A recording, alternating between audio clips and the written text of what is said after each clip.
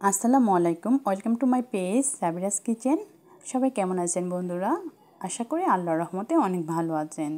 আমিও আপনাদের দোয়ায় অনেক ভালো আছি। আজকে আমি আপনাদের সাথে বিন্নি চাল দিয়ে পাটিসাপটা বা জালি পিঠা রেসিপি আপনাদের সাথে শেয়ার করব।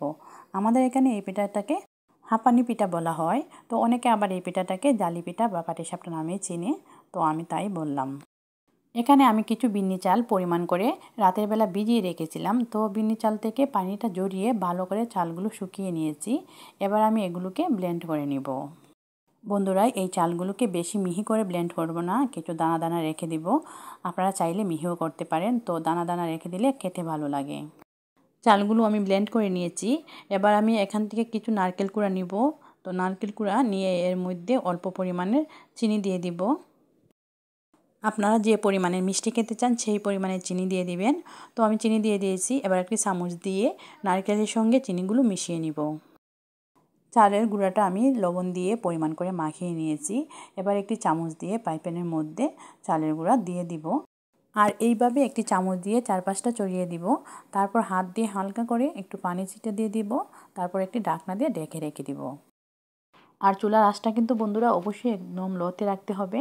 আর 1 মিনিটের মতো ঢাকনাতে রেখে দিয়েছিলাম। এবার 1 মিনিট পর ঢাকনা উঠিয়ে এর মধ্যে নারকেল কুড়াটা দিয়ে দিব।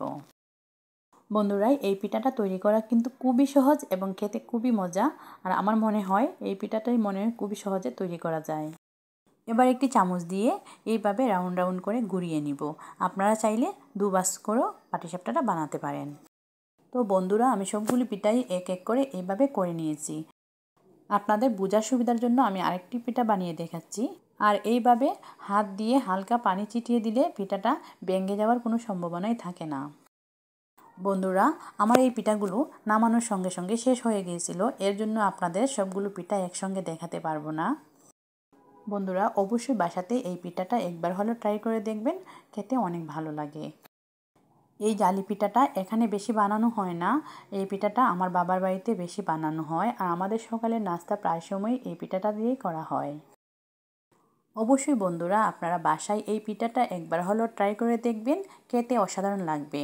আর এই পিঠাটা বানাতে বেশি সময়ও লাগে না, কষ্টও কম লাগে। আজকের মতো ভিডিওটি এখানেই শেষ করব। সবাই ভালো থাকবেন, সুস্থ থাকবেন, আমাদের জন্য দোয়া করবেন। আর যদি বন্ধুরা আমার এই ভিডিওটি আপনাদের কাছে একটু ভালো লেগে থাকে, প্লিজ একটি লাইক ও কমেন্ট করে যাবেন। আর যারা এখনও আমার চ্যানেলটি সাবস্ক্রাইব করেন নাই, প্লিজ বন্ধুরা আমার চ্যানেলটি সাবস্ক্রাইব করে নেবেন। আসসালামু আলাইকুম।